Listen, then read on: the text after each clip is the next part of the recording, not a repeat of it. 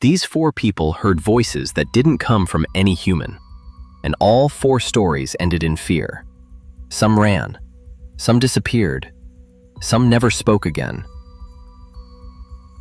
The Miller family had only been in their new house for 3 days when things started to go wrong. Their 9-year-old son, Ethan, was the first to hear it. On the second night, at 11:38 p.m., he woke to a whisper coming through the air vent near his closet. Soft, stretched, like breath moving through cold metal. Then it spoke. Ethan. He ran to his parents' room trembling. "Mom, you called me?" Anna shook her head. She had been asleep. Jacob checked the vent. Nothing unusual. They told him it was a dream. But it wasn't. Night 3, the basement door. At 2:17 a.m., the basement door clicked open on its own. Jacob, awake watching TV, turned in time to see it slowly drifting open, as if someone had pushed it from the inside. He went down with a flashlight. The basement was freezing, unnaturally cold. His breath fogged as he looked around. Empty. Just as he turned to go back upstairs, a whisper floated behind him. Jacob. He spun around. No one there. He didn't tell Anna. Night 6. Ethan's friend. Anna found Ethan sitting at the top of the basement stairs, whispering into the darkness. "What are you doing?" Ethan pointed downward calmly. "He wants me to come down. He says he knows my name." Anna slammed the door shut. Night 8. The recording. Jacob set an audio recorder at the bottom of the basement steps. At 3 a.m. it captured light tapping, then a voice, "Ethan, come play." Anna burst into tears. Jacob tried to explain it away, but he couldn't hide how pale he was.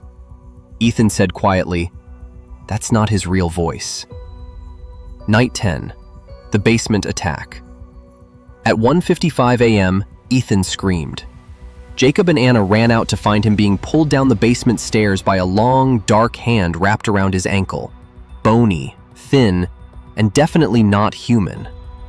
Jacob grabbed Ethan's arms. Anna pulled Jacob. Ethan screamed, "He says I belong to him!" The hand let go. The basement door slammed shut. They ran out of the house barefoot. Final proof. When investigators reviewed the basement recording, they heard something new.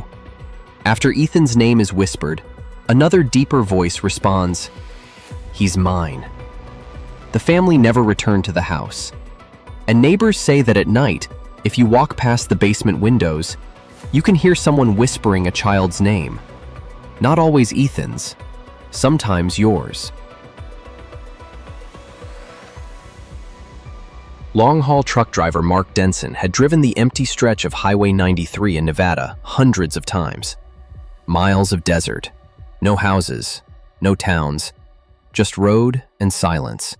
But on August 19th, during a late-night haul, something on that empty highway called his name.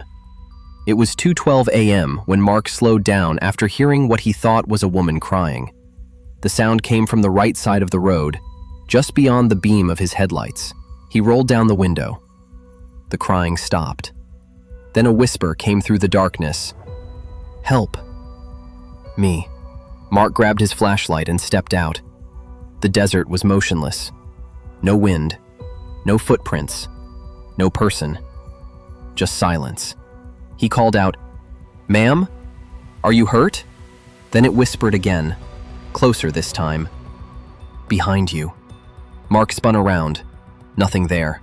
Panicking, he rushed back into his truck, locked the doors, and started the engine. But before he could drive, the whisper came inside the cabin. Clear, sharp, close to his ear. "Mark." He froze. No one knew he had stopped here. No one should know his name. His dashcam was recording the entire time. Dashcam evidence.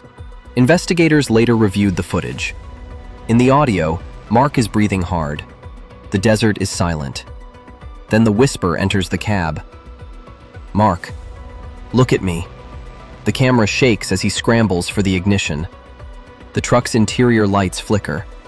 Something like a shadow passes across the windshield, but there is nothing outside. Mark speeds off, almost losing control of the wheel. The emergency call. At 2:17 a.m., Mark called Highway Patrol. "There's someone out here," he said shakily. "A woman. Crying. Whispering. It knew my name." The officer replied, "There's no residences within 30 miles. No stranded vehicles. Are you sure it was a person?" Mark whispered back, "It wasn't a person, sir." What patrol found. A team was sent to the location. They found no footprints, no tire marks, no signs of anyone walking, no animals, no wind that night. But the dirt on the roadside showed something strange. A long, human-shaped shadow mark pressed into the soil, but with no physical source. Like something was standing there without a body. Aftermath. Mark never drove the night shift again. He quit trucking 3 months later. He said the whisper still follows him sometimes, in parking lots, in garages, in his dreams. And every time he hears it, it says the same words. "Behind you."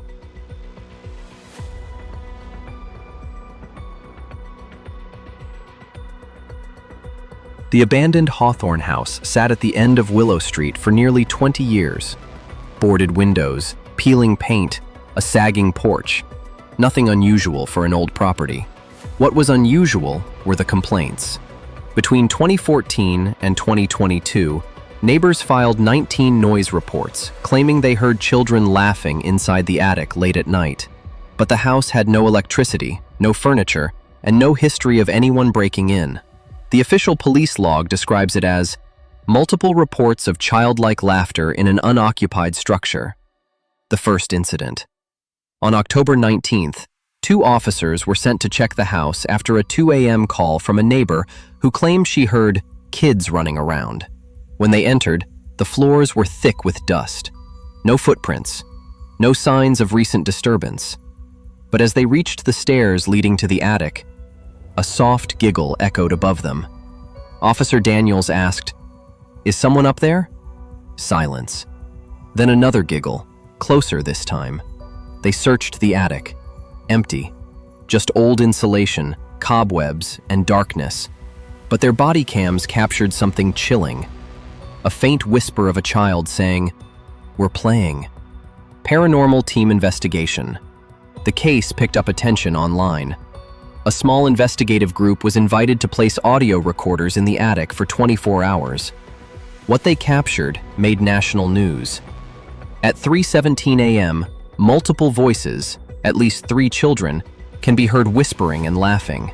Then one of the voices says, "Shh, someone's coming." A few seconds later, something runs across the attic floorboards, but there are no footsteps, only the sound of footsteps. The house was empty the entire time. The final night. On December 2nd, the owner allowed one last nighttime walkthrough before sealing the property permanently. 2 investigators and 1 police officer climbed the attic stairs at 1:40 a.m. Halfway up, the temperature dropped instantly, from 63 degrees Fahrenheit to 42 degrees Fahrenheit, confirmed on thermal camera. Then they heard it. A child humming. Soft, rhythmic, coming from the far corner. When they pointed their flashlights, the humming stopped. But the thermal camera picked up small handprints appearing on the attic floor, one by one, as if an invisible child was crawling toward them. The officer panicked and ordered everyone out. Aftermath. The house is sealed now. No trespassing allowed. But neighbors still swear that some nights, around 2 a.m., you can see small shadows moving behind the attic boards and hear faint giggles drifting through the empty windows, as if the children never left.